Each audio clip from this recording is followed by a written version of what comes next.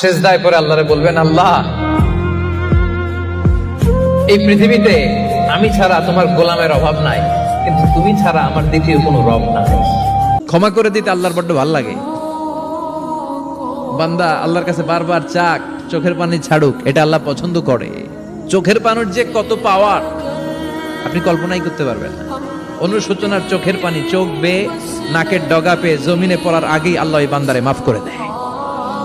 মাঝে মাঝে আল্লাহ আমাদেরকে দুঃখ কষ্ট দিয়ে পরীক্ষা করতে চান, এগুলো আমাদের জন্য খারাপ নয়। দুঃখ কষ্ট বিপদ আমাদের কোমরকে সোজা করে, আমাদের পায়ের মাটিকে শক্ত করে, চিল্লায় বলেন ঠিক কিনা?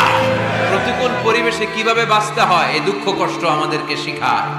এজন্য মুমিন বান্দার বৈশিষ্ট্য হচ্ছে দুঃখ কষ্ট বেদনা জ্বালা এগুলোতে সে আপসেট হয় না, সে হাল ছেড়ে দেয় না, সে ভরসা রাখে একজনের উপর। চিল্লায় বলতে হবে তিনি কে?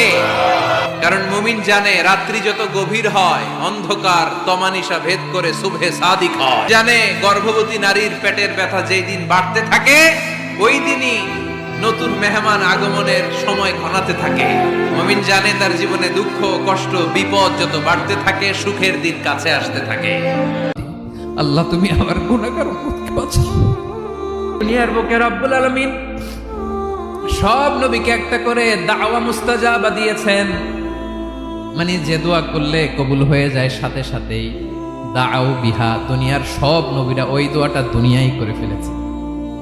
সব নবীকে আল্লাহ একটা করে দোয়া দিয়েছেন, নবী দোয়া করলেই কবুল। সব নবীরা ওই দোয়া করে ফেলেছে দুনিয়াতে। বিশ্বনবী বলেন আমি করি নাই।